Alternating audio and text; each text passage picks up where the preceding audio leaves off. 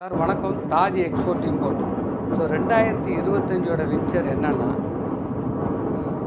இந்தியாவிலிருந்து என்னுடைய Taj export import குறைஞ்சது 50 பையராவது நான் வெளிநாட்டுடைய பையரோட நான் பிஸ்னஸ் பண்ணணும். அதான் என்னுடைய ஆம்பிஷன்.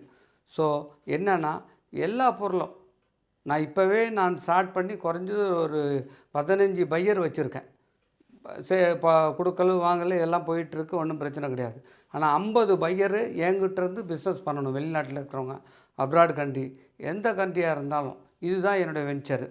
இதில் மெடிசன் சாரும், ஹோமியோபதி சாரும், ஆயுர்வேதிக் மெடிசன் சாரும், ஸ்பைசி ரைஸு வெஜிடபிள்ஸு, என்னென்ன ஐட்டம் ஃப்ரூட்ஸு, எல்லா ஐட்டத்துக்கும் வேண்டியான இது இங்கேருந்து அனுப்புறதுக்கு எல்லா முயற்சியும் நான் பண்ணுவேன். 2025ஓட என்னுடைய ஆம்பிஷன்.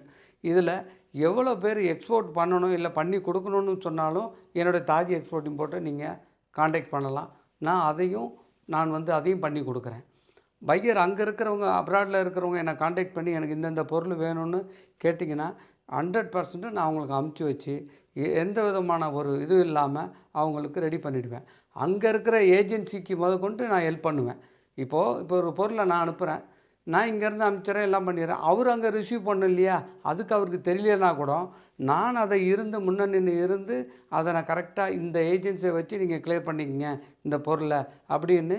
இங்கே எப்படி நான் சிஹெச் ஏஜெண்ட்டை வச்சு நான் ஃபார்வர்ட் பண்ணுறேனோ, அதே சிஹெச் ஏஜென்ட் ஃபாரினில் வச்சு நான் அங்கேருந்து ரிசீவ் பண்ணி அந்த பொருளை கூட அந்த பார்ட்டிக்கு கொடுக்கறது 2025ஓட என்னுடைய முதல் கடமை.